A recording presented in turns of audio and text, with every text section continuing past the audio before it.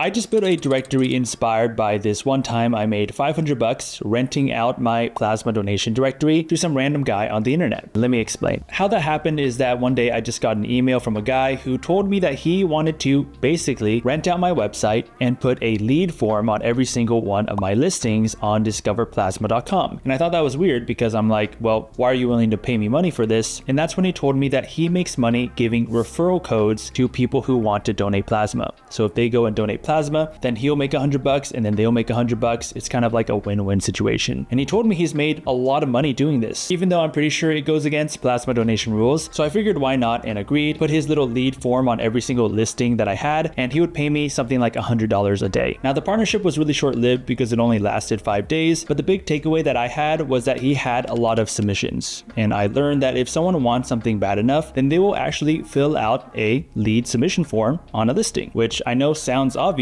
because a lot of directories do it, but there are creative ways to go about it. So in this video, I built out a directory in the carpet cleaning niche, and I focus on California. And honestly, this is kind of an experimental directory because the niche itself is pretty hard to rank in. Carpet cleaning as a niche is massive, but even the big directories like Yelp, Home Guide, Angie's List, they don't get that much traffic on their carpet cleaning directories. So that's why I took a more blog-centric focus. There's so much volume around how to get things out of your carpet. And so I think this is a good experiment where I can test to see if blogs can actually lead to getting leads. With that said, I'm using the same tech stack that I did back in the comic book store's full build out video, which is Elementor Pro and Geodirectory. Apart from that, the only difference with this full build out video is that I use a lot more AI throughout every single stage of building this directory out. So we'll see. I don't expect this directory to be a grand slam and for it to be super successful. It's more of an experiment, like I mentioned. Also, I want to mention that this is probably going to be one of my last full build out videos for WordPress. I do plan on making more full build out videos, but with AI coding tools come early 2026, because that's just where I'm having the most fun. And I'm spending so much time in that area of things. With that, let's go ahead and dive into this very experimental WordPress directory build.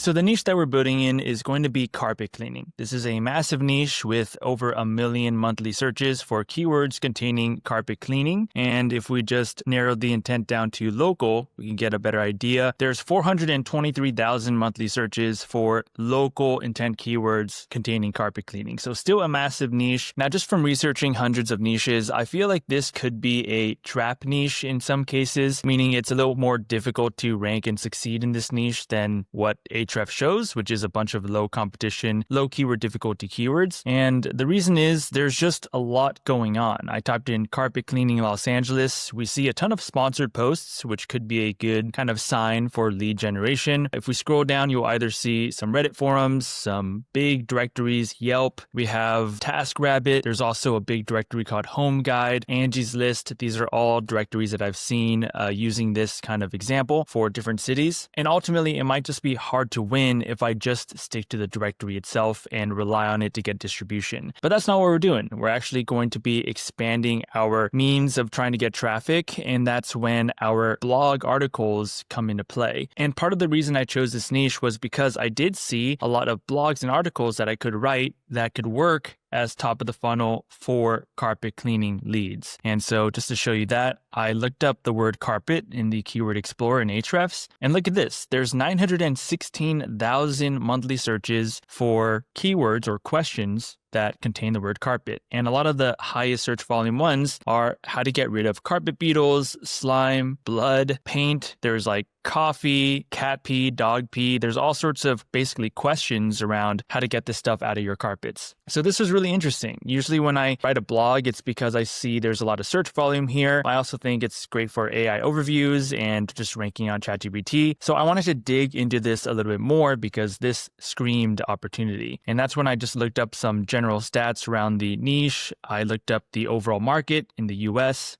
IBIS World says it's a $6.9 billion industry with 39,000 businesses. So this could be a massive directory if you go nationwide. I also kind of used Claude Code as well as ChatGPT here and just did some deep research. I wanted to see what it kind of came up with as far as the types of customers that would actually purchase carpet cleaning, because that was a big concern. What if this is an industry where the majority of the revenue is from commercial carpet cleaning, which in case I kind of have to like keep that in mind. But long story short, you can kind kind of skim this and pause it and read it if you want, but definitely pet owners drive a good amount of the demand. The conversion rate remains elusive, but both ChatGPT and Claude kind of gave me the hint that, yeah, a lot of people who go and see carpet cleaners are people who have pets or children. And so that kind of makes sense. And then I started to research it on Reddit because I wanted to deeply understand who would actually pay for this service. As someone who hasn't purchased a carpet cleaning service myself, I landed on this Reddit post here where it says, "I'm a pro carpet cleaner, ask me anything." And that's when I found this person asked, "Are there any store-bought machines comparable in cleaning quality to what you use professionally?" And this is like a gold mine of an answer where he basically talks about store-bought machines, and the issue is the lack of maintenance and the suction power for chemicals and detergents. He says that with store-bought machines, your hand is still sticky with soap that's still inside the carpets. And he's had a handful of calls from new customers saying that store-bought machines had issues with a blown hose or just broke during the job. So this was really helpful just to get an idea of what people are paying for. For context, this Pro carpet cleaner has a truck-mounted system. He runs 2 pressure nozzle carpet wands, and he kind of talks about his setup here. And ultimately, it helped me understand that you need some heavy-duty equipment if you want to do carpet cleaning really, really well. So that was the purpose of this Reddit research here. The reason I'm doing so much research is because when I see an opportunity like this, I think my first instinct is just to go and start building and take advantage of what could be a lot of traffic going to a directory website. But I have to kind of ground myself and understand the search intent behind these people typing in how to get rid of a carpet beetle and my ultimate monetization strategy, which is looking like selling leads. The question is, will someone with slime in their carpet or blood or cat pee or whatever it is in their carpet actually lead to someone who purchases professional carpet cleaning services? But we can kind of get an idea based on the research that I've done on Reddit and with Claude Code and ChatGPT. We can use that information to craft a blog post that might do a better job funneling those types of people in, even if it's like 1% of readers, and then have them become potential leads. So what I mean by that is I'm already thinking at this stage when I write these articles and these blogs that I will, of course, write a valuable blog post on how to get blood out of the carpet, but somewhere in these blogs, I have to make sure to include something that resembles the difference between a store-bought machine or a DIY approach and what No Butterscotch 6171 said, which is like, this guy's got a truck-mounted system, but he's just built different and he's going to get results that you will never be able to get from a store-bought machine. And then use that as a segue into a call to action where it's like, hey, if you want to find carpet cleaning services near you, you can just check out our directory. So that's the game plan that I'm formulating in my brain when I see this. Now let's move on to page structure. Should this directory be a pillar page structure or a normal traditional directory with individual listing pages? To figure that out, I look at a few different places. The first one is just the main keywords that show up on Ahrefs. If it's pretty general, like carpet cleaning Los Angeles, those types of keywords that are getting a majority of the search volume, then it points to a pillar page directory, but it's not conclusive. So that's why the second place that I look at is just the competition. Of course, we have Yelp, Home Guide, a lot of these kind of directories that we see. We can see here that they chose an individual listing page for every single one of these businesses. So that's a hint that I should probably just copy the same format because they're ranking on the first page. But there's one more thing that I check to get an idea if I should do a pillar page or individual listing page, and that's just using Google Maps. So what I've done here is I just typed in carpet cleaning service. I'm looking at Los Angeles, and I want to look for the most highly rated business. And this one's eco-friendly carpet cleaning. Final Touch service also works, but you want to find like the most dominant player in this game. So I'll just pop this into the Keyword Explorer in Ahrefs, eco-friendly carpet cleaning. And here we do see 600 monthly searches for eco-friendly carpet cleaning. Although this isn't the best example because one, I don't see a branded tag here. And also people could just be looking for eco-friendly carpet cleaning products or whatever. But what I'm getting at here is you can kind of repeat this with a few different examples. Let's just say A1 Pro Cleaning, and you want to get an idea of how much search volume is behind the branded keywords. You can also do this by just looking at the directories here and seeing what keywords they're ranking for, trying to sort it out by branded. But this is like a very manual way you can do it. And most times I'll just do this for,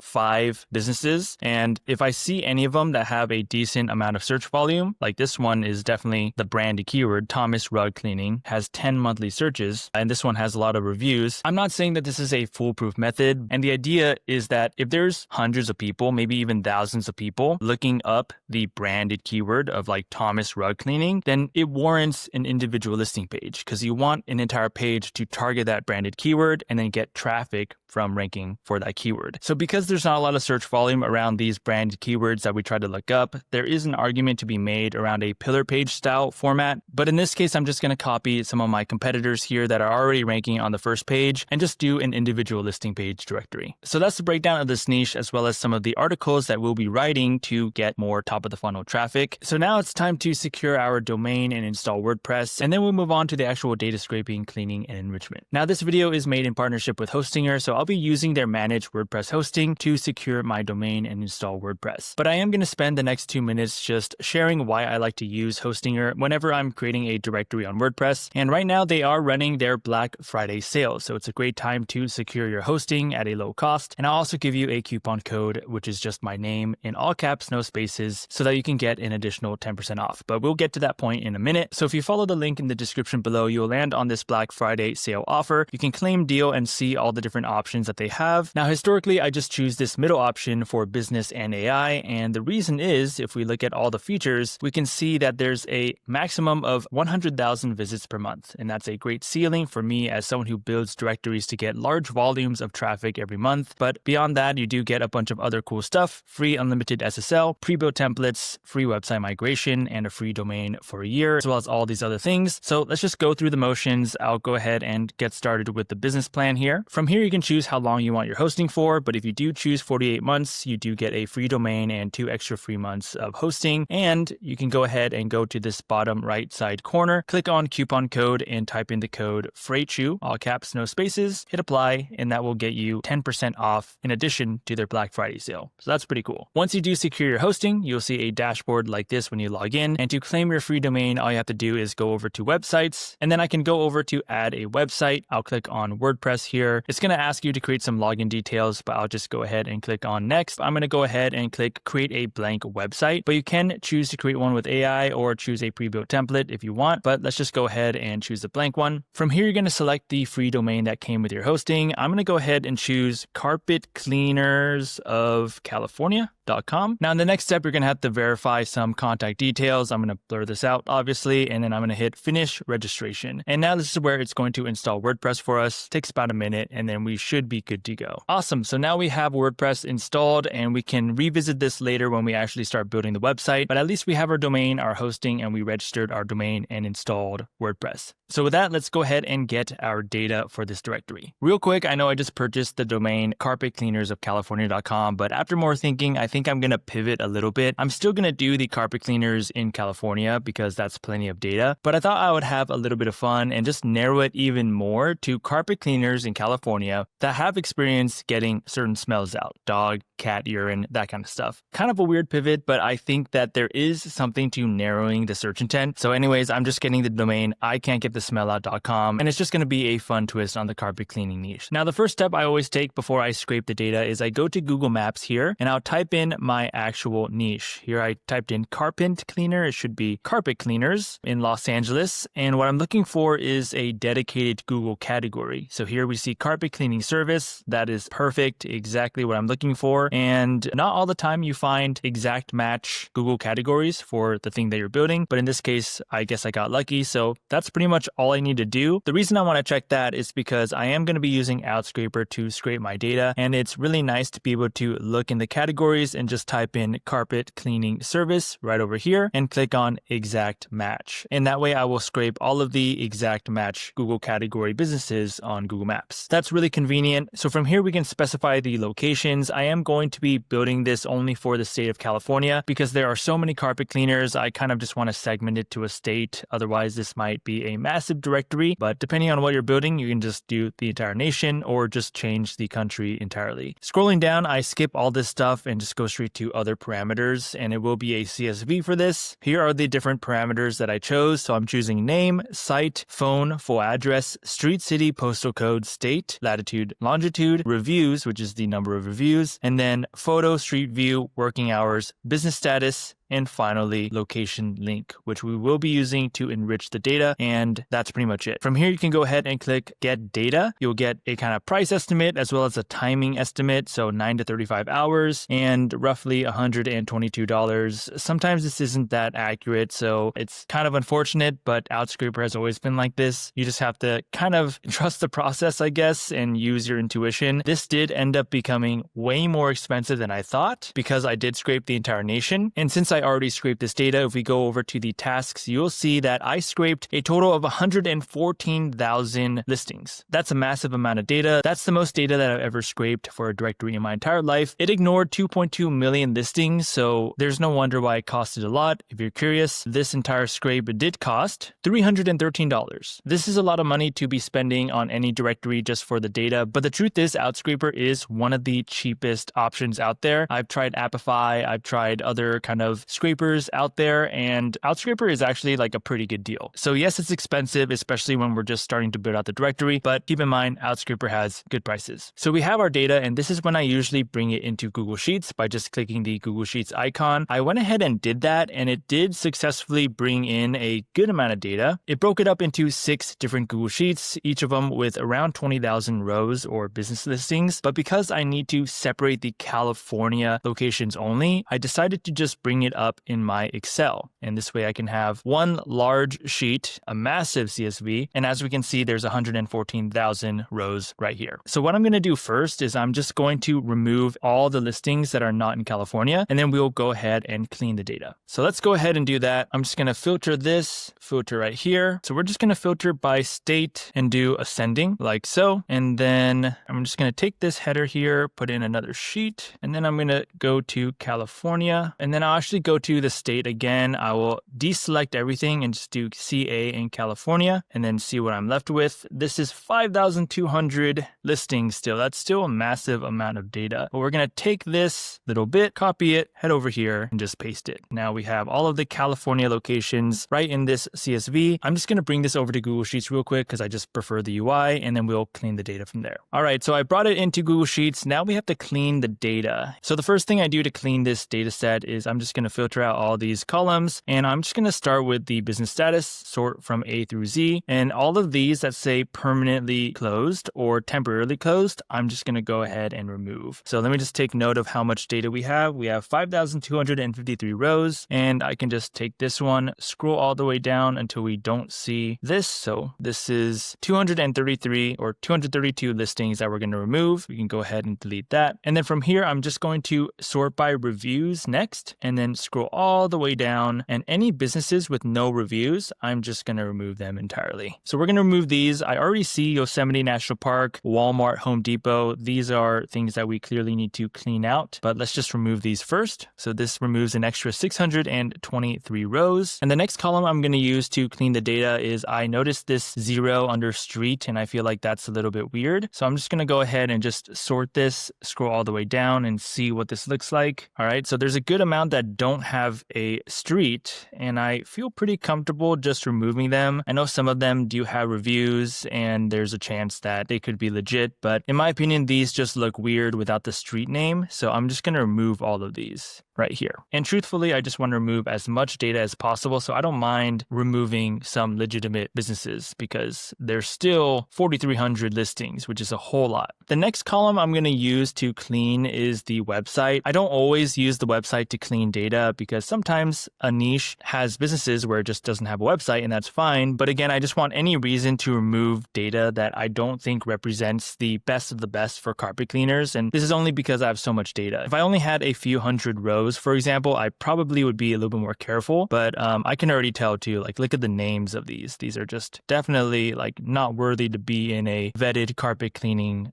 directory. So this removes 1,178 rows. That is awesome. We're down to 3,141 listings. And let's see what else we can clean. Let's filter by working hours and do the same. Scroll all the way down. If one doesn't have working hours, then unfortunately, we're going to have to remove it. So right over here is where it starts. And we're going to delete 160 rows here. All right. And then it looks like some don't have the photo. We're just going to remove that as well. Again, just being very strict with our data cleansing here. Delete. All right. And then the next column we're going to use is the review column because I noticed there are a good amount of 1-star reviews. And this is an arbitrary call. You kind of have to make the decision for yourself based on the niche that you're building in. But I am going to remove all the reviews with less than 10 reviews. And I think that might be a hot take for a lot of people, but I kind of just want to represent the best of the best here. That's fine with me. So we're going to remove 771 rows or any review with less than 10 reviews. Another reason I'm going to do this is because I am going to automate the data enrichment process in the next step. And for that, I need a good amount of reviews. So there's an argument to be made to even be more strict and remove any listings with, say, under 30 reviews, which I know I would be removing legitimate businesses at that point. But if I am going to have the cream of the crop of all the carpet cleaning services in California, then I think it's fine. I mean, we still have 2,100 listings, you know what I mean? But before we remove any more businesses based on the number of reviews, I do want to clean up the data set. I do want to remove any listings that just don't have anything to do with carpet cleaning. As we noticed before, we saw like Walmart and those types of listings. So usually that does require some manual cleaning. You can go ahead and just clear all these. Let me see if I can do something real quick. So this is a situation where I know for a fact out of the 2,177 listings and rows that we have, there's extra cleaning to be had. There's definitely some irrelevant businesses here and I can spend my time manually cleaning it. But I did try to do something here with ChatGPT and all I said was, can I copy and paste a massive column of data that represents potential carpet cleaner companies and just tell me any businesses that don't belong. And I said, I found Walmart, Lowe's, and other businesses that don't belong. And then I just copy and paste like literally just took this, copied it, and then just pasted it to ChatGPT. And it gave me a pretty helpful answer. It says it's a massive list, but the obvious non-carpet cleaning businesses are these. So I can go ahead and just remove those. It called out some hardware and flooring stores. So I can kind of like try to find the common denominator here. Maybe the word is hardware, maybe it's flooring and kind of just remove anything that contains those keywords. The same with laundromats. I guess there's a lot of laundromats in this data sheet. And supply equipment wholesale. So it's a lot. And honestly, at least for me, there's not really a great way to go and like automate this, right? If this was AI coding tools, then you could just give this to them and then clean it. Actually, maybe that's a good idea. Now, even using ChatGPT, this is a lot of data to go and manually clean up because what this means if I did it manually is that I would have to go back here and then just start typing in things like flooring and then have to manually click on all of these and then delete them that way. But we're going to try to do something smarter. And what I'm going to attempt is I'm going to take this response from ChatGPT and I'm going to upload the CSV to Claude Code. And that way I have this as my prompt, my ChatGPT prompt. And I'm just going to tell Claude Code to remove it. And we'll see if that works out because that would save us a lot of time. And I think it's worth the test. I know this is a WordPress build, but let me just show you how quickly you can do this. And I do have a video where I go over this in slower steps, but let's just say we go to CD desktop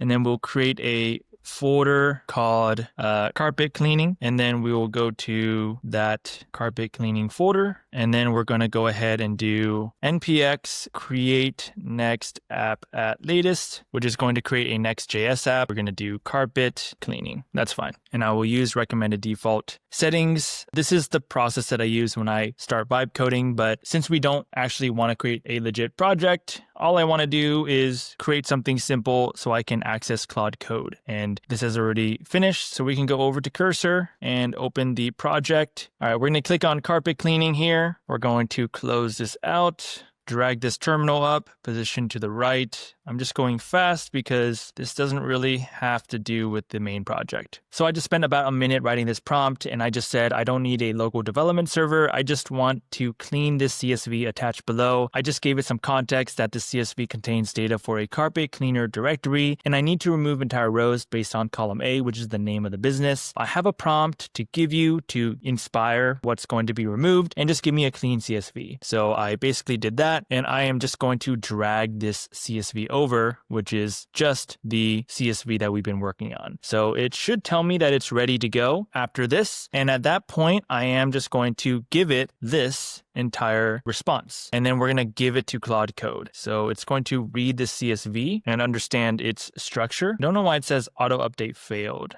That's kind of weird, but it works. So it can see the CSV structure as 16 columns with the business name in column A. I can see various types of businesses. The file's large. I'll process it programmatically once you give me filtering criteria. I'm ready for your prompt. All right, so I'm just going to go ahead and paste that ChatGPT prompt, and we're just going to go ahead and press enter. And we'll see how this works, and then I'll let you know what this looks like when it's finished and how much time it takes. It finished cleaning the data, and I timed it. It took about 1 minute and 31 seconds, maybe 2 minutes because I timed it late, but that was really fast. It came back with 2,072 legitimate carpet cleaning businesses and removed 104, and you can kind of see the summary right here. Now, because we're already in Claude Code and we're cleaning the data with AI coding tools, I think I might just prompt one more time and just ask it to review it one more time to look for anything that might not represent a carpet cleaning business. Might as well just do it while I'm here, and it was cleaning based on our prompt, so maybe if we just say it again, it will remove anything else that it feels like it doesn't belong. For the second prompt, I just said, now can you review the clean CSV and clean it one more time? This time I just want you to use your judgment and remove any listings and rows that you don't believe have anything to do with carpet cleaning services. And let's just see what it comes up with. Now, obviously, this is a pretty broad prompt, but I do kind of want to see what it does here. It's going to analyze the business and create a custom Python script, which before I would need to hire someone for, and it costed hundreds of dollars just for every directory. Now I don't need to do that. But we're still working. It says there are still businesses without carpet-related keywords. Some might be legitimate, but may appear to be general cleaning services. Let me create one more aggressive cleaning script. Let's see what it came up with. It says data cleaning completed. So that took about like 8 to 10 minutes, and it did a bunch of different Python scripts and kind of like continued to clean it. We started with 2,100 businesses, removed 104, which was the initial scrape. And then part 2 removed 830 businesses, which included maid services, house cleaning, janitorial, general cleaning services, etc. So the final is 1,242 legitimate carpet cleaning services. It all sounds good to me. I'm totally down for that. So I just brought in the super clean CSV into Google Sheets, and I just want to take a quick look to make sure all the structure and the way that the CSV is didn't change too much. Now we have 1,243 listings, all of which should be legitimate carpet cleaning services. So that actually worked out really, really well. It's the first time I actually did that, and AI coding is just incredible, so I highly recommend it, and it is as easy as what I just showed you. So I don't think we have to clean the data anymore, and now we can move on to the data enrichment. Now, the first step I always take when I'm starting my data enrichment is to understand what's important to the actual person who's looking up carpet cleaning. And just from typing in carpet cleaners and looking at Los Angeles, I can click on some of these businesses with more reviews and look at these review tags. Stains, technician, chairs, probably not relevant for carpets, but pricing, smell, steam cleaning. From these review tags, we can get an idea of what is valuable to people looking for this service, what is being discussed, all the things repeatedly being mentioned, and get an idea of the data enrichment parameters that we want to include on every single listing. If this is your first time watching one of my full build-out videos, I always include data enrichment in addition to the data that I just showed you, because otherwise this is no different than Google Maps, and we want to make it more valuable by saving people time by contextualizing the carpet cleaning services in this case and the prices around that, maybe how well they take off stains, smells, and that kind of stuff. As long as it matches the original search intent of the keyword, right, then that's what we want to include for every listing. So I just pulled up a Google Notepad here, and I'm just going to be jotting down what I think are the most valuable little review tags here, and that'll be important for when we automate the enrichment process. I think this is going to be the list here. We have price, smell, stains, carpet, cat, dog, technician, communication. You might be wondering, why did you just make a list of one-word things? Well, you're about to see, because the next step is to use Enrich.Directory. And full disclosure, this is a tool, a SaaS that I created with my buddy Min, and we created the Review Enricher to essentially automate the process of enriching your data. And so that's exactly what I'm going to do. I'm going to go ahead and start by taking the CSV that I cleaned, that's super cleaned, and I'm going to download it. I'll just do cleaner for enrich. All right, so I just basically downloaded the CSV. I'll head over to this enrichment area, and from here, we're just going to go ahead and upload the CSV. So when we upload the CSV, we're going to see that we do have 1,242 valid rows, which matches, if we look at this CSV, we have the same number of rows here, so that is the same CSV. We can see it right over here. And we're just going to go ahead and add some columns. So this column name is just for your reference, but I usually just name it after the word that I had right here. So we're just going to do price, and then we're going to look for the keyword price and then click enter. And so that's pretty important. And then you do want to include a prompt or question that you want to know around price. So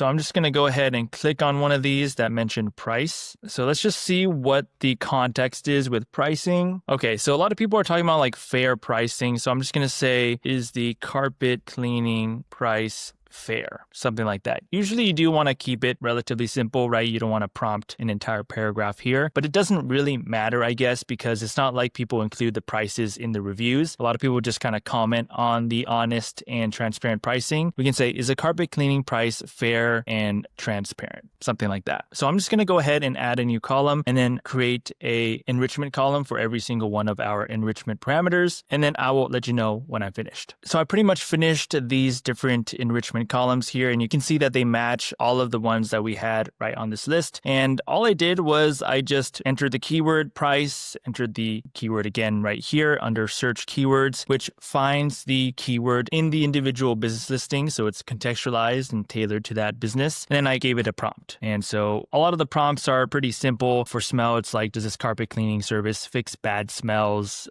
Same with cat. Does it remove cat smells and stains, dog smells and stains? I did include this carpet one because even though I know that it's a clean CSV full of carpet cleaning services, sometimes I just like to use the broad keyword so that I can clean the data even more. The idea is that if no one mentioned the word carpet, which I think should be mentioned here, a lot of these have a lot of reviews, but if there's no mention of the word carpet, then I'm happy removing it because there are so many listings, so many potential businesses people can go to for carpet cleaning services. If it returns as false, meaning there is no mention of the word carpet, it could mean that they don't actually offer carpet cleaning services or that it wasn't notable enough to include. It could also mean people just didn't mention it because there's low number of reviews in general, but I'm happy to use this as an extra measure for deep cleaning the data. So at this point, we're pretty much ready to go ahead and enrich the data. Just as a heads up, if you do use this tool, you will need to buy some credits. So here are some credits. And if you scroll down, you can kind of get an idea of how many credits you need based on the number of CSV rows that you have, the number of enrichment attributes, and the number of keywords. Because if I wanted to, I could add another keyword right here, and that does increase the cost. The second thing to mention here is that in order to make this work, you need the location link. If you remember, we did scrape the location link, which is right over here, if we scroll all the way down, which is the link to the place on Google Maps. And you need this in order to use Enrich.Directory, because that's how it makes it tailored and personalized. So just a couple heads up, that's what we have here. If we scroll all the way to the right, this is what you need. And this just goes to the actual business listing on Google Maps. So with that said, we can go ahead and enrich the data and see what happens. So that took about 20 minutes to finish, but now it has automatically popped up my desktop folder and given me a file called exported data. And I'll just do version 1. And now we're going to go ahead and pop this into Google Sheets and take a look.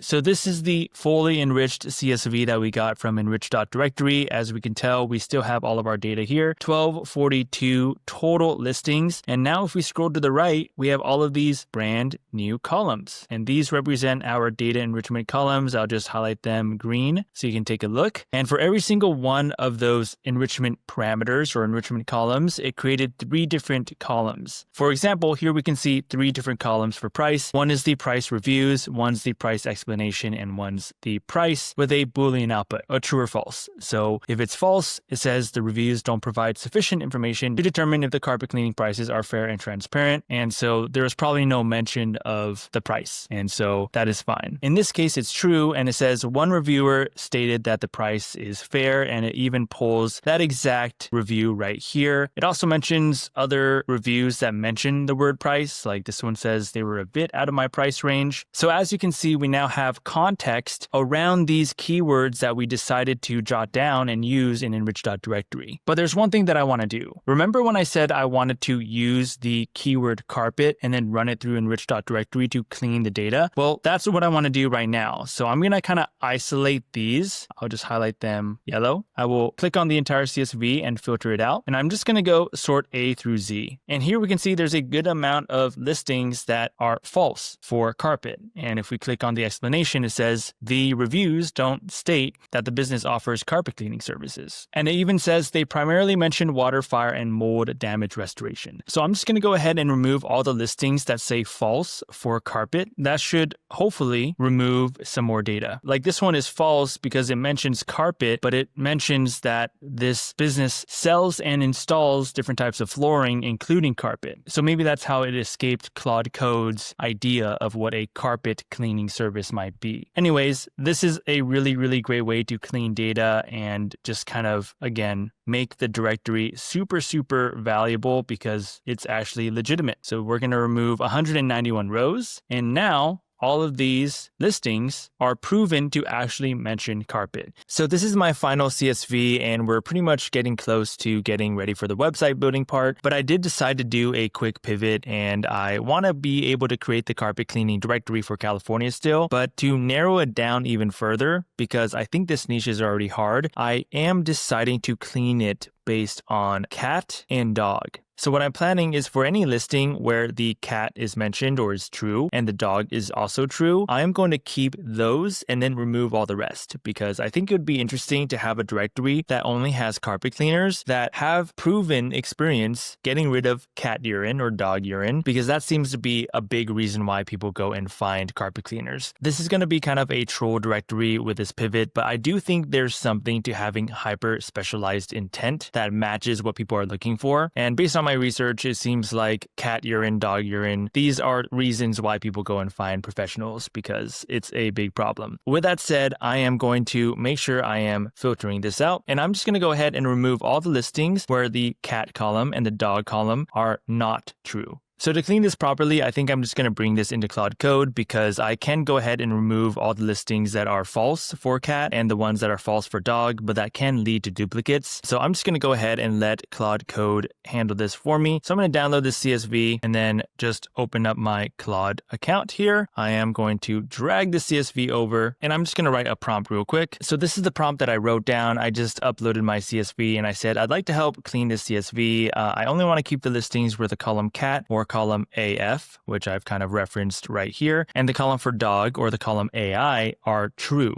And I just kind of gave it some more context. This is for a directory that specializes in helping people find carpet cleaners in California that have mentioned getting rid of dog and cat smells. Thus, true listings should stay. So let's go ahead and see if we can do this for us, and that will save us a lot of time. So that took a couple minutes. It says the CSV has been cleaned before 1051. Now there are 395 total listings. The file now only contains carpet cleaners in California that have reviews mentioning both cat and dog smell removal. Perfect for your specialized pet odor directory. All right, so I just have to ask for the CSV. So after that clean, we are left with a total amount of 395 total listings. And if we scroll to the right, we can see that both the cat and dog columns are now true, just all throughout this entire CSV. So that is great. And we now have our data. Now, the next thing I'm going to do is I'm actually going to recreate these descriptions that I did create. Originally, I was just going to use them on every listing. But now that I have a narrowed kind of problem that I'm solving, Moving, which is these are carpet cleaning companies that clearly have experience working with dog and cat smells. We can kind of use that to shape the description a little bit better. So I'm going to take this CSV back into Claude Code, and we're going to generate a more kind of relevant description based on the reviews in the cat and the dog column. Looking at cat, for example, not all of them have reviews. As we can see, some of them say no reviews found with the keyword cat, but there are some, and they're very, very good reviews that we can use to shape that description. This person left a long review, but in the end, he says, there were sections of the carpet that I thought my cat had completely ruined with urine, yet Eco, which is the company, brought them back to life. These types of reviews are perfect for what we're going for in the description. So let's go ahead and just bring this over. All right, we're going to go back to Claude Code. I'm going to give it this CSV. So I spent a few minutes writing this prompt, and it's really long, but basically I am just referencing the columns for both the cat reviews, which is AD, the dog reviews, which is AG, and I said in the event that there are no reviews found, then you can use other columns, maybe the smell one, which is U, or the stain one, which is X. And if all of them have no mention of any reviews that you can kind of get inspiration from, just go ahead and find a column where you think gives context to cat and dog smells being fixed. So you can pause this and read this, but that's basically what I said. I kind of added at the very end,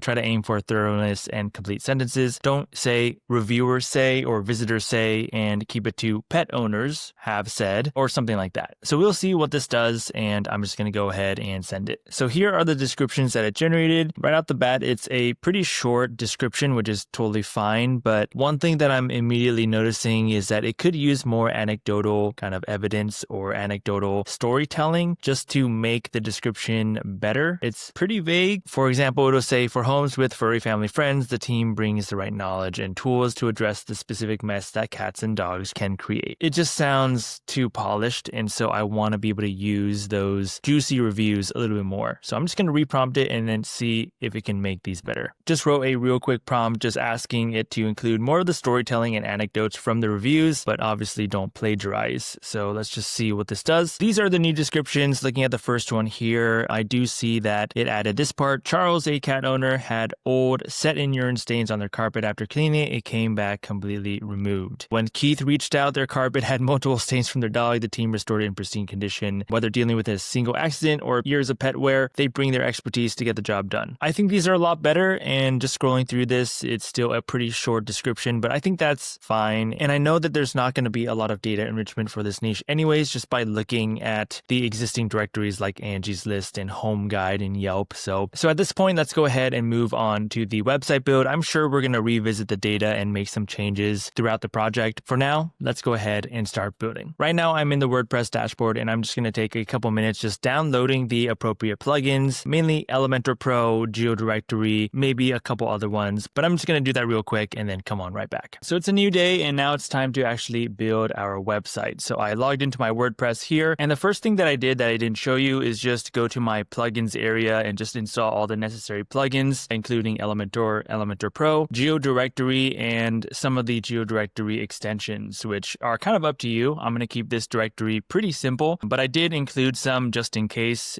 I wanted to play with it in the future. So I just wanted to breeze through this because there's a lot of videos on YouTube where you can figure out how to install plugins, so I'm not going to go into it, but Elementor Pro and Geodirectory are two premium plugins that do cost money, so you definitely just want to go and purchase those if you want to follow this tutorial kind of step by step. But you can use all sorts of different themes. You don't have to use Elementor Pro. It's just what I'm used to. So once you've installed these plugins, the first thing that I usually like to do is go over to the iCode and go to import demo data. iCode is the plugin that just helps you get set up with Geodirectory a lot easier, and so this is kind of the same as Geodirectory in a way, but iCode allows you to install these templates, and you can see there's one for Elementor, and so I'm just going to choose one of these. The one that I'm going to go for today is going to be the real estate one. You can take a look at the theme right here and just click around, see if you like the design, although you can change really anything, so it's not really that big of a deal. And if you're happy with it, then you can just go ahead and press import, and this will give you a pop-up that says it'll remove all the current data. I'm just going to go ahead and click yes, and it's basically basically going to import this entire theme with this demo data. You might get some messages that says it could not install these plugins, so you have to install these different extensions. But if you do view site, then it should work just fine, even without a lot of those extensions. If you do want those and you purchase Geodirectory, the yearly plan, then you should be able to access those for free. And you can just go over to Geodirectory, go to extensions, and here are all the different extensions that you can access and just install. You'll notice that some of them do cost money, but again, if you purchase the Geodirectory yearly plan, these are all free. So I can just go ahead and install these if I want, and you can explore every single one of these to see if it's a feature that you want to include. Now, if you followed along to this point, you might notice that I have this events button right here. And this is a post type because originally I was going to use this Elementor theme from Geodirectory for events. And this is just one that I thought looked better. But upon importing the data and testing out some things, there were some glitches, for lack of a better word. So I'm going to go over some housekeeping things, but I just wanted to explain really quickly how this works. So once you import the data, all you have to do is go over to the post type that it created. And we went ahead with the real estate one. So it created this properties post type. And you can see that we have all of this dummy data, and I created this test place, which we'll talk about in a moment. But you can basically just create different listings from here. Here's a dummy data one. You can click on this to see what the listing looks like. And you can kind of start manually creating them if you are taking a more manual approach. But we can also import the data, which again, we'll be talking about in a little bit. So that's kind of how it works. Now, as far as the housekeeping things that I would definitely check before you kind of move on any further is I would create a test place. And you can see I already created one here, but you can just go ahead and click add new property. I'll do test 2 since I already did one. I'll do heading. This is a heading 2, and then just kind of play around with this. Another thing you want to check is all of the mandatory fields. So these look pretty standard. You can add a category if you want. These are the pre-filled categories from the template. You can go over to property categories and just add one yourself if you want. But again, mine is really, really simple. And this is really useful if you have kind of multiple categories that you want to filter by. But I'm not really going to touch that. Address, country, region, city. These are all pretty self-explanatory. If we scroll down, we can see some more kind of basic information, latitude, longitude, that's for the map embed. Some phone, website, those are probably the two that we'll use. If we scroll down even further, we can see that there are mandatory fields that are kind of tailored to the real estate niche, which we can get rid of. So if we wanted to get rid of these, then we can go over to the post type, which is properties, go over to property settings. I'm just going to open a new tab. And then under the custom fields tab, you will see if we scroll down, you have all of these that match your fields right here, right? Property type, furnishing, property status, property type, furnishing, property status. I don't need these because I'm doing a carpet cleaning niche. So I'm just going to go ahead and just remove all of these. If you don't want to remove them, you can just make it not required if you want, but unless you're going to build in the real estate niche, this is not really necessary. So let's just go ahead and remove all of these. Property area, property features, don't need that. Time, I guess we can just leave that. And then it automatically saves. So if we go back to our kind of sample listing and we refresh, or I guess we can save the draft first or publish. And if we scroll down now, those fields should be gone. And yes, they're completely gone. And that's a good sign. So that's how you can kind of clean it up. The second thing that I would double check just as a house cleaning tip is when you update it and publish it, click on this permalink. This should show you the listing that you just created. And we can see that this is all the dummy data that I created. The reason I would check this is because I did run into a small issue regarding that events directory theme that I originally used, where I would create a new listing under the post type and it would not really show. In fact, it was just kind of confusing. So as long as your listing that you created is showing up properly, then that is already a good sign. Another thing that I would go and kind of check is your posts. And this is kind of the same test. For some reason, when I was importing this theme and I went over to my blog, I would click on one of these kind of dummy blogs and it would lead to an error page. There's been a critical error on your site. And I didn't really know what was happening. So I just went ahead and made sure by going to posts, adding a post here, and I'll just do a test post, edit with Elementor, and just kind of adding a little bit of text here. And then publishing this, refreshing the blog page, and then just making sure that this blog page works. So there we go. For whatever reason, the dummy data blogs just don't work. Even though if you do go to the posts, it should be showing up because these are all the posts that were imported using the dummy data. The next thing that I want to do is just kind of update these labels because right now it says properties, add new property. It would be nice to have all of these catered to carpet cleaning because that's the niche. So one way you can go and change these is just go over to the settings for your post type, hit the general tab right here. I like to show advanced so I can see all the labels, and you can start to change certain things. So this is the slug for the post type settings. You can change this to carpet cleaner like so. And then we can go down and here are the labels that I was talking about. So if we can change the name to carpet cleaners like that, carpet cleaner, add new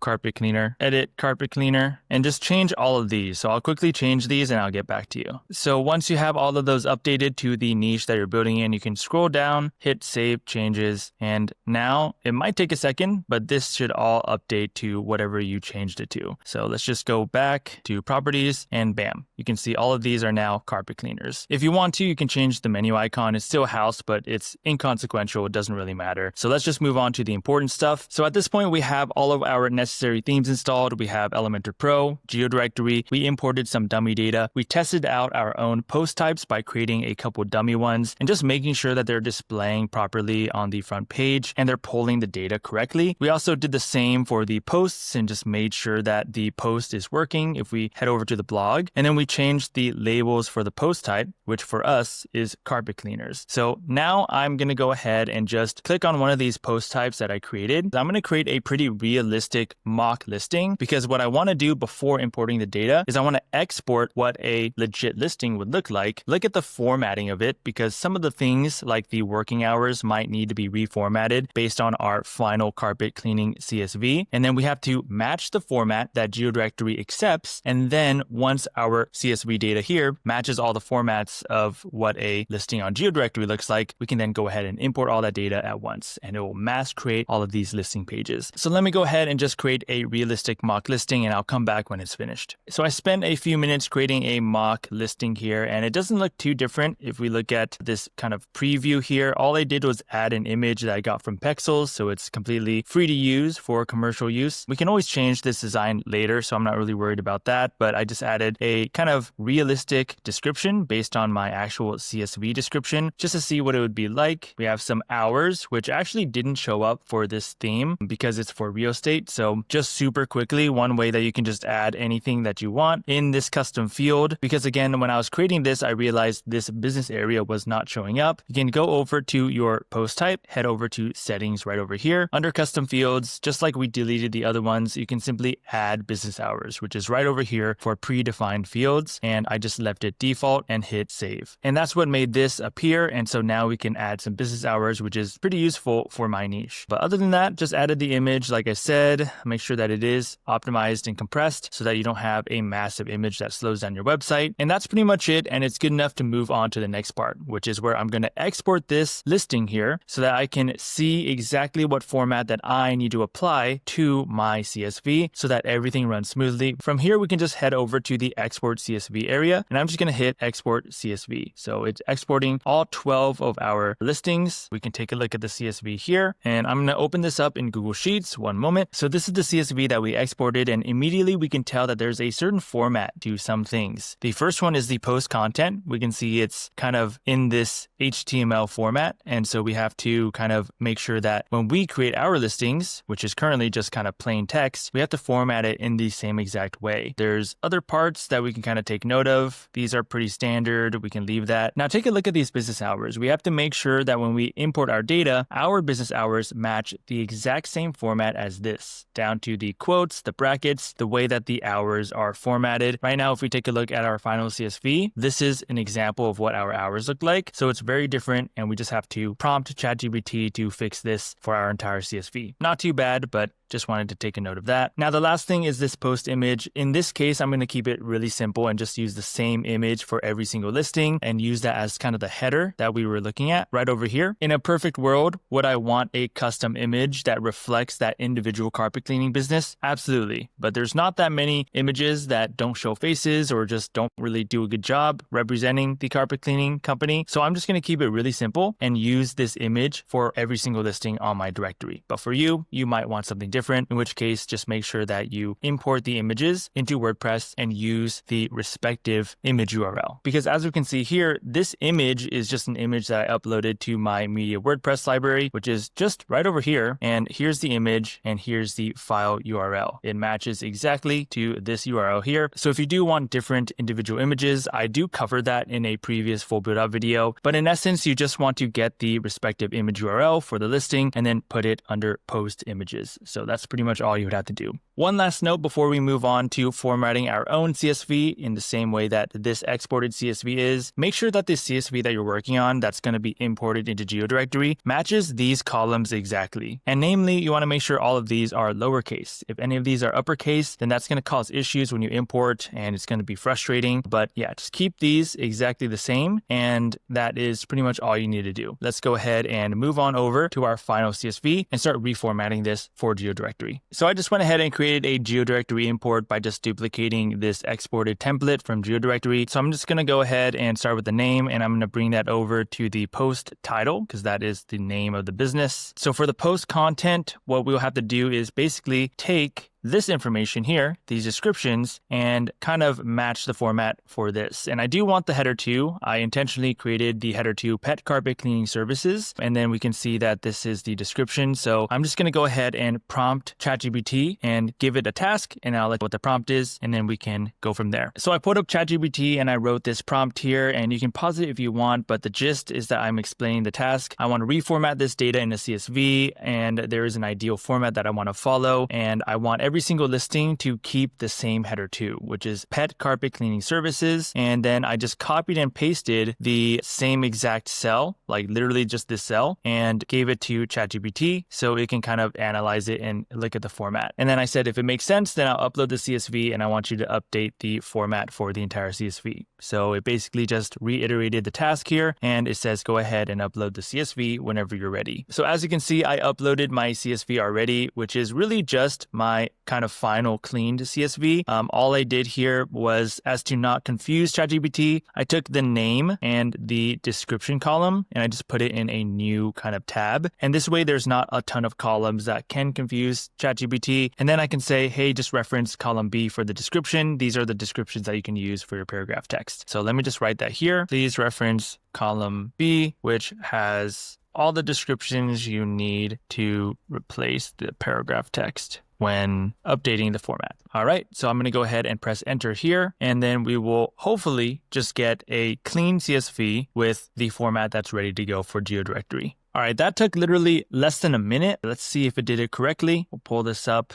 and bring it into Google Sheets. So this is the CSV that ChatGPT gave us. So let's just see if it did it correctly. We have the name, the description, and then we have the formatted description here. We have pet owners in your Belinda, pet owners in your Belinda. So that looks good. Okay, pet owners have shared carpets. Shared stories of carpets. Perfect. And then as far as the header 2, that looks good. Span datasheets root is a little bit different than what I'm used to seeing. I usually see some kind of div tag or paragraph text tag, but I'm sure it's fine because it matches the same exact format as our exported CSV, which we can see right over here. Hopefully it doesn't give us issues. If it does, we'll come back and fix it. But for now, it looks like it did everything correctly. So I'm just going to go ahead and take all of these and then head over to my kind of master sheet here for post content. And then I'm going to paste it. Just make sure that, this is going to be the same, right? Canyon carpet cleaning, coastal carpet cleaning, coastal. So just make sure that these match. That's pretty important. You don't want the mismatching descriptions to cause issues for your directory. The next column is post status. It looks like it's just going to be publish. So I'm just going to copy and paste that and then apply it to all. Post author, it's going to be number 1. So I'm cool with that. Again, kind of applying it all by double clicking. Post type, GD place. So we're going to copy that. So we don't need to fill these out. We don't need to fill post tags out. For post category and default category, I am going to use the same number as the kind of dummy listing that I created called phrase test place, because that is the one that I listed as uncategorized. If you want it to be in a certain category, that's when you would have to find the right number. And it's actually really easy to find that. If you go back to WordPress and you go over to carpet cleaner categories under your post type, and I already put it up right here, you'll land on all of your categories. In this case, I'm using uncategorized. And I know it's going to be hard to see, but you see how I hover my mouse and there's this black URL on the very, very bottom that shows up. If you kind of look towards where this area is, where my mouse is, you'll see that there's a number 83 that pops up. I'll do it again just to show you. It's taking a second, and bam, you can see ID equals 83. And so if I want to copy that, I'm just going to go ahead and take the post category and the default category, again, just applying it to every single one, because I am just going to be using the same categories here for both. The next column is featured. We don't have to do anything there because none of our listings are featured listings. This is an option if you want to charge for featured listings. That's not what we're worrying about this video. We're just trying to build out the directory itself. And this is where we do have to actually input information because it's our street, city, region, country, zip code, and latitude and longitude. So here's a little tip when it comes to formatting your street correctly. In a perfect world, I would just copy and paste every single one of the streets and then just head over to my master sheet and then just paste it like this. But as you will notice, there's a column for street 2 addresses, and some of my addresses have street 2 addresses like unit E or suite 200, suite E. These all belong in the street 2 column, and I have had situations in the past where if I don't separate the street 1 and the street 2 addresses, then there is an error with the actual kind of geocoding or the mapping out of these locations. So it's just better off that you just take this, prompt ChatGPT to separate the street 1 and street 2 addresses, and then kind of copy and paste it from there. So that's what I'm going to do super quick. So to execute this task correctly, I'm just doing the same thing as I did with the descriptions. I just went ahead and took all of the street names, added a new tab, and I basically started prompting ChatGPT. And here you can see the prompt. Okay, next, I'd like to help take all these street names in the CSV, use best practices to separate them into street 1 and street 2 addresses. I give it one example and I basically kind of laid it out for them, but I kind of reminded it just use best practices and then create 2 new columns, one for street and one for street 2. So let's go ahead and see if we can do this correctly. Sometimes it might miss something because sometimes it's not very clear which one's a street 2 address, but hopefully it can nail it on the first try. So that took no time at all, and let's take a look at what it came up with. This is what it looked like before, and now it separated these addresses, and it looks pretty good. I'm going to go ahead and trust it, but I would double check. That's always the best practice to make sure that it didn't miss anything. Like this one kind of looks like it could be a street 2, but I'm trusting that based on the format, it's probably just a street 1. You may want to double check it. I'm going to go ahead and just take these and then bring them into my master sheet. All right, so we have our street and our street 2. Now is for the city, which we can go ahead and just take the entire column here, copy and paste that like so. Region is going to be the state, so we can go ahead and also take this. All of these are in California, so it's super easy. Just make sure that when you're doing state, you don't have any abbreviations, and so that's kind of something you should take care of when you're cleaning the data for the first time, but just kind of another reminder here. The country should be United States, and just be very careful about the country because there was a point where I said United States of America, and I didn't understand why my data was not importing correctly. What happened in that case is that I imported the data and it was just blank for the country. So that caused some issues. So that's why it's so important to export a sample data first to see how Geodirectory wants your country to be formatted. Very, very important for any global directory that anyone's building using Geodirectory. Let's copy and paste this, apply all. Zip code is also going to be very simple. We can just take this entire postal code column, copy that, and then bring it on over to zip. Latitude and longitude, same thing. So we'll take these, head over here, go like that. Neighborhood, I believe we can leave blank. Yeah, so we didn't do anything here, so we'll leave that blank. Phone number here, this is totally up to you, but some people want it formatted like this because it's cleaner. Currently have it formatted like this with the +1. I think I'm going to go ahead and just do something in the middle where we can take our phone column from our main clean CSV, head over to the filters, or we can filter this. What I'm going to do is I'm going to highlight this column for the phone number. I'm going to do Command F, which is going to do the find in sheet. I'll press on more options, which are these 3 dots right here. And then I can basically remove the +1 and the spacing. So it looks a little bit cleaner, and that's just my preference, but it doesn't really matter in my opinion. If you want to, I'll show you how to do it. Go ahead and just search a specific range. You can do specific specific range. This is already kind of on the C column here, which is why I highlighted it. So we can do find +1 and space, and I'll replace it with nothing. And then let's see if we can do it here. Replace all. Perfect. So that is all I did. I just did +1, left this replaced with empty, and then replaced all for column C, hit done. And now we have all of these clean kind of phone numbers right here. And I did notice that I don't have a phone number for this one. So if it's not too many, you can manually go and find those. You just want to make sure that the phone is not a required field. So just really quickly, let's just go over here. And okay, phone is not a required field. So we're good to go. We don't need to do anything. But if you want kind of continuity, then definitely want to include the phone number there. So here is the kind of master sheet. We're going to paste these phone numbers. Again, just making sure from time to time that these phone numbers match up with the right post title. You don't want any kind of weird mismatches. In this case, it looks like not all the phone numbers came through. Just looking at this. So let's see what happened. Okay, I see. So it kind of messed up right over here. So let's just go ahead and do that again. Copy this entire column and then paste this again. And now all of the phone numbers look good. For the email, I will keep this blank, but if you did scrape all the emails and you want to include that, of course, you would put that here. The website, I do believe we should include. So I'm going to go ahead and take all of these, copy this, and then just paste it right over here. Twitter, Facebook video, special offers. These are things that we can leave blank. Next is business hours. And this is where we have to do probably the most formatting, although it's not that difficult in my opinion. So I'm going to go ahead and do the same thing that I did with the description formatting and the street formatting and fix these working hours by writing a prompt in ChatGPT. So let me write that and then we'll come back to check it out.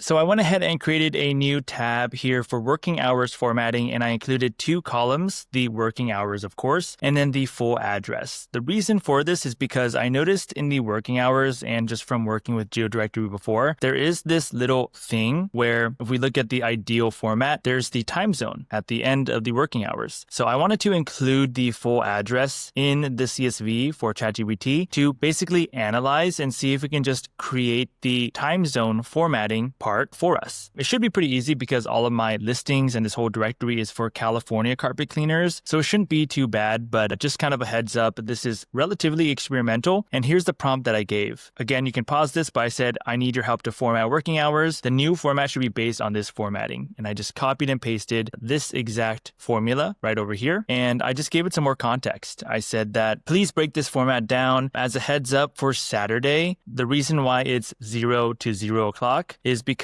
it's an example of a business that's open for 24 hours that day. And then Sunday is missing completely because it's closed that day. And this is kind of a small little tip for you when you're exporting data is in your dummy listing, right? This is for phrase test place. You can go ahead and just give it some varied information. Here I have the normal business hours. And for Saturday, you can see I did check open 24 hours just as a data point for the formatting. And the same thing is true for Sunday. What happens if a day is closed and how does that show up in the Geodirectory formatting? In this case, it just disappears completely. So I just wanted to give that extra context to ChatGPT before it runs this task. And at the very end, I just said, other than that, for the time zone, all of these are in California. So just take a look at column B, which is the full addresses right here, and basically analyze them to see if any kind of time zone variations occur and then format it according to the ideal format we need. California is a bad example because it's just all in California, but in the event you're doing a nationwide directory, this could be good enough to work. So let me just go ahead and make sure it understands the task, and then we'll go ahead and give it the CSV right over here. Okay, so once uploaded, use the working hours to generate the new column in this exact pattern. So let's go ahead and do this. I'll drag over the CSV. So the script has converted all the hours to JSON-like working hour structures. Again, took maybe a minute. So very, very fast. But more importantly, did it do it correctly? Let's take a look here. There are a couple of them that didn't work just right off the bat. Like this one has pretty normal looking hours and it just kind of failed right over here. It seems to have happened not a whole lot, but definitely for some of them. So we definitely have to fix those, but let me check these ones here. So this is open 24 hours every single day. So that's why it's correct over here. This is 8 a.m. to 6 p.m. So that looks correct. So I'm going to go ahead and prompt it and say that there are some issues. I might just give it this entire CSV that it gave me and just filter it this way so it can kind of look at this easier. So let's go ahead and give it this one. So I just wrote down this prompt saying there's 22 rows that didn't format correctly. These are rows 1 to 23 in column column C. So go ahead and just check this and check the whole CSV while you're at it. I'm going to run this. And while that's working on it, I just want to make sure, oh, actually there's more. There's more that seem to have not done it correctly. So hopefully it catches that, but if not, we'll reprompt that. But one thing that I do want to check is this ending part, the UTC time zone. I wonder if we can just export a dummy data, kind of like we did, and just try to do like Los Angeles, for example. And I'm going to export this just like we did before, just to see what the format is, because I just want to make sure I don't have to go back and do this again if the format is slightly off. So I'm going to go ahead and update this, head over to Geodirectory, settings, export right over here, and take this. We're looking at this one right here. This is the one I assigned the time zone to, and we just want to look at the business hours. All right, so this ending part right over here is what we need to make sure matches the kind of final CSV. Let's go over to here because this is the CSV it's working on, and I'm just going to paste it. This is the ideal one, UTC, okay, time zone, America, Los Angeles. Okay, so it looks actually exactly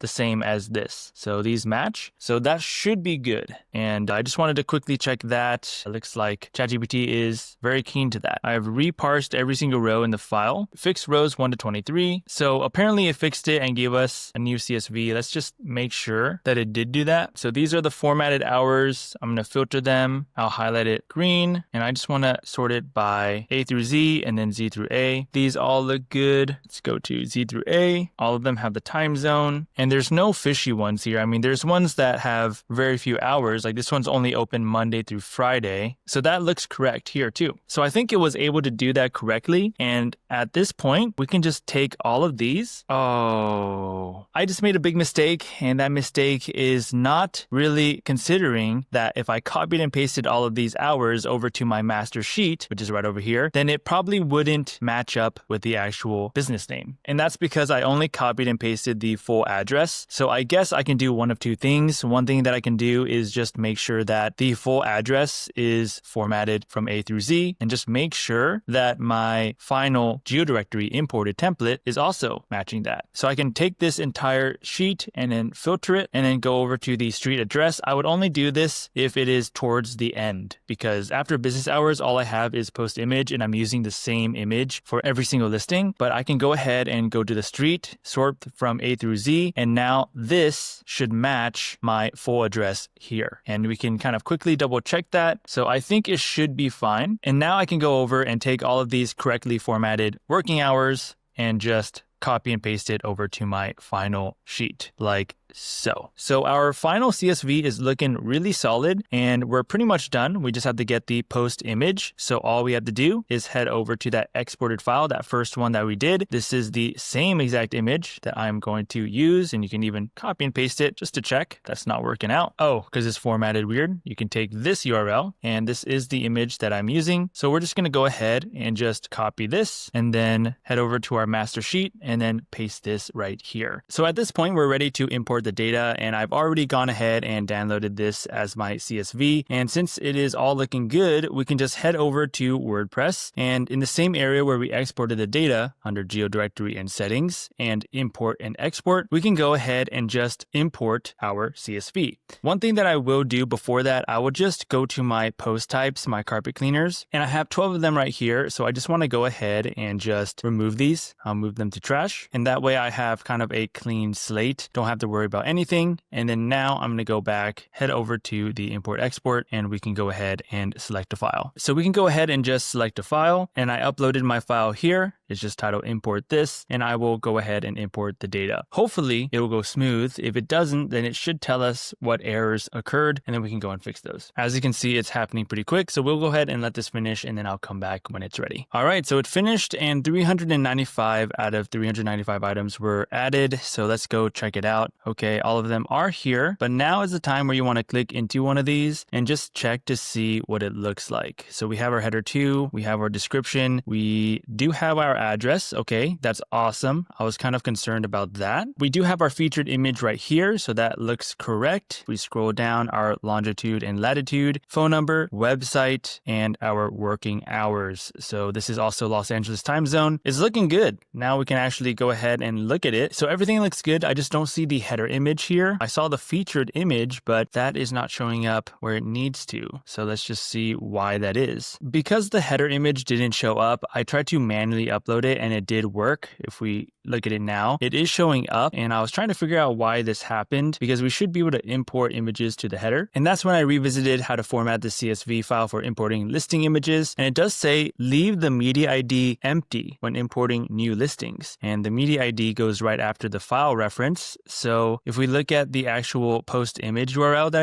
I did include the media ID right here with 31. So what I'm going to test is I'm actually going to remove the 131 and have two of these kind of like straight lines, which I don't know the name of. And then I'm going to try to re-upload the image. So let me just try that real quick. So I deleted all of those listings that I imported, and now I'm going to go back to Geodirectory and re-import the new one as a test. And maybe what I'll do here is I'll just take 3 of them and then do a small import just to see what it's like. And then we can go from there. All right, so I'm going to import 1, 2, 3, import that data. That way I don't have to remove a bunch of them. All right, so that worked very quickly. We'll go back here, and now we have one of the images down here. And okay, that seemed to work. So whatever I did, Dakota and Sons carpet cleaners, and you can see Dakota and Sons carpet cleaners is the one that I fixed, which is right over here. And so I just removed the media ID, and it seemed to work just fine. If we preview this, then okay, now it's showing up, and that is a good sign. We can remove this later. So now that we know that that works, I'm going to go remove these again. This time, go to the master sheet. I could do all of them this time. And then simply take this, because this is the one that worked, and then I will just literally apply it to every single image and listing like so. So let's go ahead and just use this like so. Head over to Geodirectory, and then basically I'm just going to re-import it, and then I will show you when that's finished because we already went over it. So that just finished, and now we can clearly see that we have images, the same image for every single listing. And after that, I'm pretty sure we are good with the data part, which is honestly, in my opinion, the most annoying part of any directory. So now the hardest part is over. We have our data, and now we have to just do some design work, make it however beautiful we want.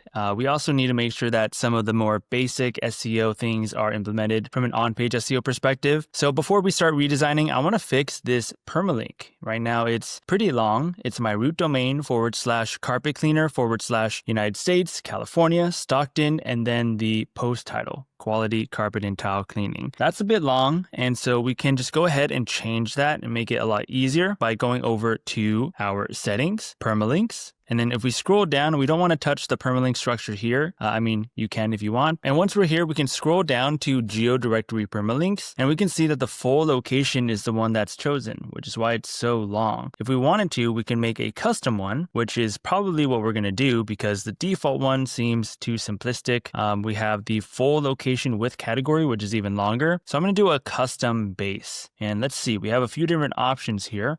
Let's just go ahead and remove all of these. And then we'll do ican'tgetthesmellout.com /CBT slug, which would be carpet cleaners. Typically, I would do something like region, like California /city, and then / the post name. Maybe I'll just stick with this for the purpose of this video, but because it's all California, I don't really need to have region, but I think it's just good practice. So we will just go ahead and save these changes. And now if we go over to our post type, our carpet cleaners, click on one of these, now we can see that it's changed. It's ican'tgetthesmellout.com /carpet cleaner /California /Stockton /quality carpet and tile cleaning. So this is way more clean. So that's just a quick fix that you can do that is definitely recommended. So next, there's a few different things that we want to go and customize and design. The area where you can go and do that is in your theme builder under templates. And then once you click on this, you can see these 3 categories that Geodirectory added. One for GD single, which is the design of your actual listing. So if we click on this edit button, we can basically change this, remove certain parts, and that's kind of how you would design this. The next one is going to be GD archive, which is going to be the listing page that people see whenever they use your dynamic search bar. So if someone types in Los Angeles, they would see all of the listings for Los Angeles, and it would look kind of similar to this. And so I definitely want to edit and design this as well. The last one is GD archive item, and this one is for the actual box that you see on this page. page. It's kind of confusing, but yeah, you can design this little box and it'll show up like this. So what I'm going to do is I'm going to spend a good amount of time just redesigning my listing page, this page, and this page, and I'll just do it until I'm happy with the design. But just to make sure this isn't a super long video, I'll just include a link in the description below, and it'll be just kind of a raw and uncut designing session. So if you do want to see how I design this and change certain settings, then that will be in the description and that will be uncut. Just don't want this to be a super massive video. So that's what I'm going to do next. So after that, I'll show you what the final design will look like. So I just spent a few hours designing a bunch of pages and I just want to quickly go over it. Again, everything that I'm going over right now is stuff that I just had raw filmed, and I'm going to include a link in the description if you want to kind of follow along and see how I did this, but it's pretty basic stuff. So let me start with not the home page, but the actual listings and the GD archive pages. Basically, I spent a good amount of time going over to my theme builder and designing the GD single, GD archive, and GD archive item. So if we take a look at the GD single, which represents our listing pages, then we can see that I kept it pretty much very simple, just like before. But the most notable change are these internal links that we can see is a GD listing widget, added the description, and then I added this little form on every single listing. And the idea is that I want to cast as wide of a net as possible for capturing any leads. And if I do find a way to monetize, whether it's renting out this entire website to a carpet cleaning store, then they would have one kind of central area where all of these leads funnel to. I would probably have to do it by city because California is massive. Anyways, I was able to make this form for free using tally.so. You can see I was just embedding the form here, but here is the little form that I created and it's really user-friendly. You can go and create your own, but that's kind of the more notable thing that I included. Other than that, I just included the most basic information around address, phone number, website, and working hours. A lot of the other directories in this space pretty much have this level of data enrichment, which is kind of sad. I can definitely add more, but again, this is kind of a quick build to see and test if I can get any leads to begin with. So that's pretty much the listing page. GD archive is kind of what the page will look like whenever you use that dynamic search on the homepage, anywhere where you see this. And I just designed this so it looks very clean, a little bit sparse with the data. It would be nice to see reviews and other things like that, but that's pretty much what I did with GD archive. GD archive item is going to be the element that sits on this page. As you can tell, all I did here was pull the template called modern, which is this one. So business name, address, business hours, very simple and minimal. In a perfect world or in another niche, I might really spend a lot more time building this out, adding images, adding reviews if you want to import those. But again, very kind of a simple build we're working with here. Apart from that, I was kind of spending a good amount of time on my homepage, as you can tell here. The homepage looked pretty bad from the template. All I did here was implement some very basic and minimal SEO principles. I have carpet cleaning services in California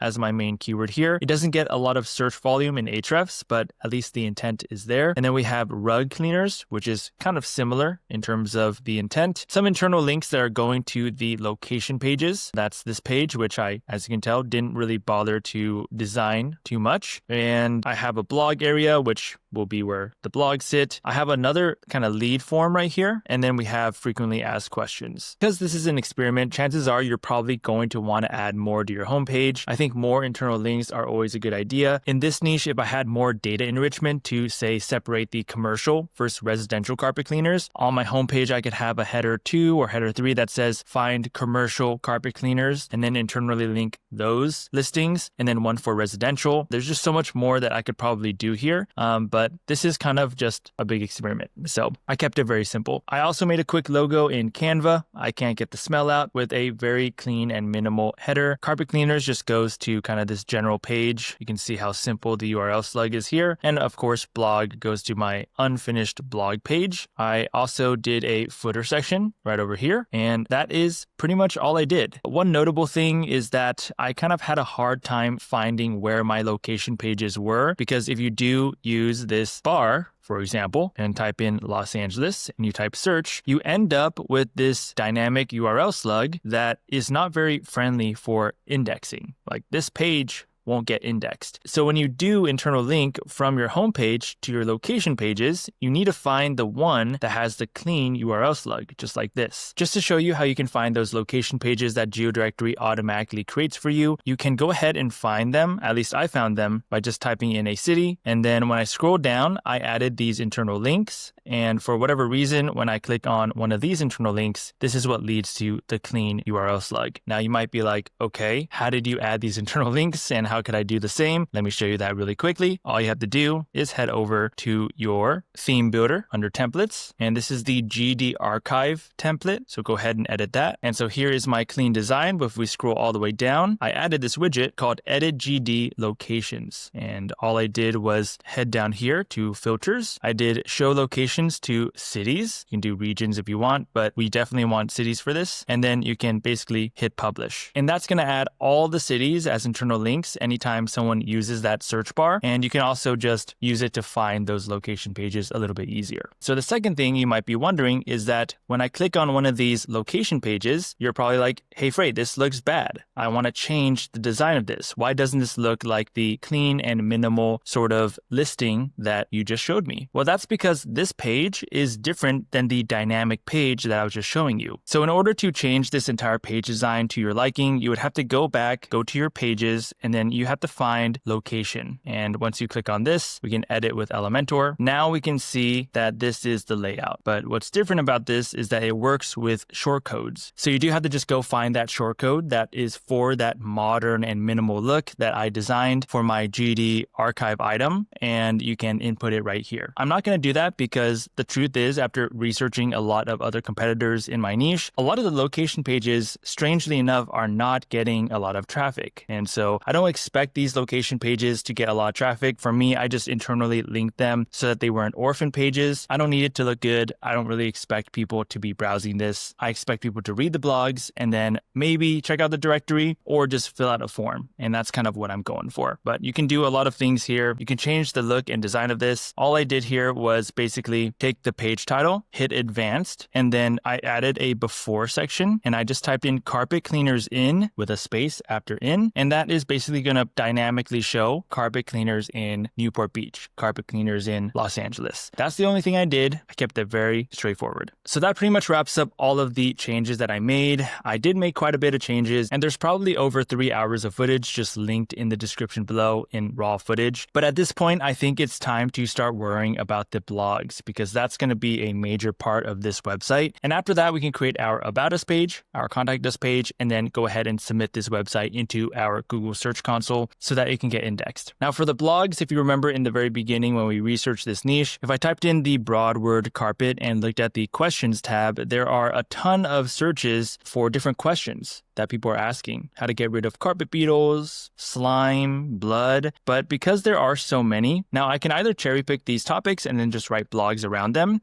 or I can just export this CSV, which is the way I'm going to do it. I'll take the first 1,000 keywords since there are a lot, and then I will export them. And we are going to basically give it to Claude Code and identify the best blogs to write, especially anything around pets like dog urine, cat pee, that kind of stuff. We do see some of them right here. And then from Claude Code, we're going to have it write our blogs, and then we're going to transfer it over to WordPress. So this is the exported sheet that we got from Ahrefs. We can see all of the keywords here, the volume, and all this other good data. I'm literally just going to download this and then hand it over to Claude. So we can switch gears over to Claude Code. I will take this CSV. I'm going to drag the CSV over here. Now I'm going to write a prompt and I'll get back to you when I finished. So this is the prompt that I wrote. I basically described the task and said that I am creating a blog section for a directory around carpet cleaning services. I just want people to visit the blog because the blog is SEO optimized. And then somewhere in the blog, it mentions why a professional carpet cleaner is always the better option for tougher stains. Identify the top 5 to 10 most high opportunity blogs that are most likely to rank on Google that have some relevance to stains, dogs, cats, and just overall carpet cleaning. So let's just see what it does here and then go from there. So that was pretty quick and it helped me identify the top 8 to 10 high opportunity community blog topics. And I know this is hard to read, but this one is how to get pee smell out of the carpet,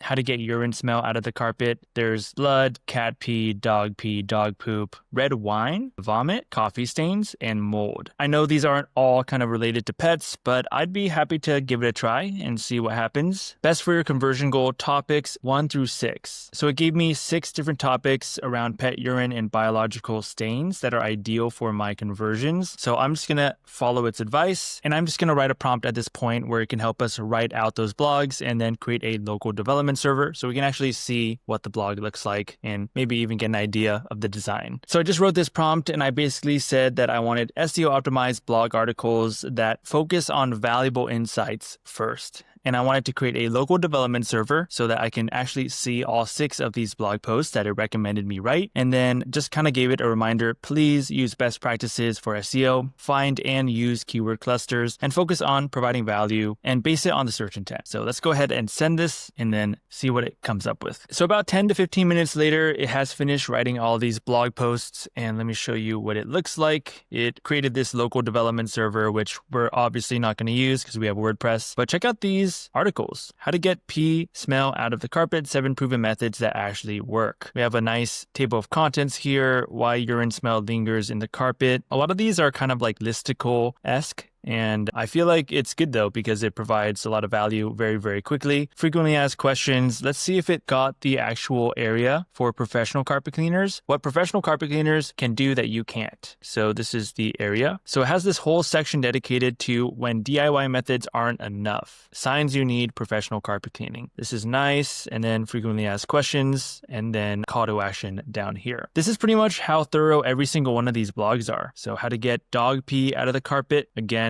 kind of listicle-esque, but pretty clean. And I think it's looking pretty nice for a one-shot prompt. We're going to go ahead and basically copy and paste this over to our WordPress website, which will be kind of boring, but we'll just quickly do that. So let's just see how we can best handle this. The game plan with moving these blog posts and copy and pasting them over to my WordPress website is I am going to create a single template for my blogs. So maybe this is called blog template, or in fact, we can just title it the name of one of the blogs, like so. Edit with Elementor, or actually, let me do something really quick. The slug here needs to be updated. That's a little tip. If you ever edit the same post, just make sure that the URL slug is kind of refreshed. That's good. I'll save it. And then now we can edit with Elementor. So pretty much I'm going to make a single template that I can just basically reuse every time I write a new blog. So all I have to do is copy and paste it without having to copy and paste it and reformat every single one again. So let me just do one single blog and then I'll make that my template and I'll come back once that's finished. So I just spent about 35 minutes building this blog and I just want to show you what it looks like. Just for reference, this is what the AI generated blog looks like. We already took a look at this, and this is what my WordPress blog looks like. You can see that I have an image right here. I created this with Gemini, Nano Banana. I just created a prompt right here and it did a pretty good job generating a little cat image with a little stain spot that you can see. But this is the blog and this is the desktop view. I'll just scroll through it really quickly. We have the table of contents right here. We have the header twos right here and kind of that listicle format. I wasn't able to do the numbers very easily, so I just kind of used arrows. And this is what it looks like. The only thing that I did add was in this DIY section, I wanted a call to action for anyone who wanted a price quote. And I just said, if you're based in California, we have a network of local carpet cleaning professionals all around the state. If you want a price quote for tougher stains, pet accidents, and more, just complete this form. Then after this form right here, we have the frequently asked questions here, just like the blog that was created with Claude Code. And then the one thing I do have to add at the very end is once I do create more blogs, I do need to internally link them at the very, very bottom. But that is pretty much it. I think it looks pretty good.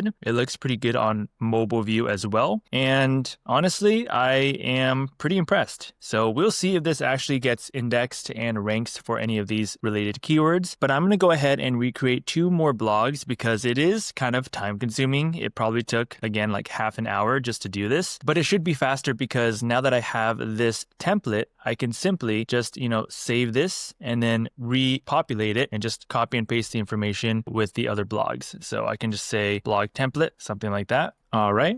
And then if we go back to WordPress, and then we add a post. Let's just say that we were creating the second post here, which is going to be, let's say this one, how to get dog pee out of the carpet, the complete guide to dog urine removal. Let's go ahead and publish this. Edit with Elementor. The post content widget was not found. You must include the post content widget in your template. I am not sure why that happened. Let's double check. Okay, so that's good. And then we have our second one, how to get dog pee out of the carpet. So I don't know what happened, but it looks like it automatically applied the template for us. But in case that doesn't happen to you, all you would need to do on this blank page, which I thought it was going to be, you have to go over to this area, hit this folder icon, head over to templates, and then all you would need to do is choose the template that you saved and then insert it. And then it will kind of override all the content on your page, and then you can then replace the content from there. That's pretty much it. Just a quick look at the home page. We can see here that this blog is now showing up, and this new one that we just created, I'll probably make this not as blue, but this is going to be the internal link from the home page. And then there's going to be the blogs internally linked to each other. And then that's pretty much like the end of the project almost. But I'm going to go ahead and just quickly finish out maybe 2 more of these blogs, just so there's 3. And then I will come back when that's finished. All right, so I just finished writing all 3 of the blogs, and here they are on my homepage. They're internally linked. All of them look pretty clean and nice. And so I am pretty happy with them. Here's the kind of full scroll through. I think it is still a competitive keyword that I'm targeting for all these 3. So we'll see how they perform. But other than that, I did go ahead and quickly build out an About Us as well as a Contact Us page. I just had ChatGPT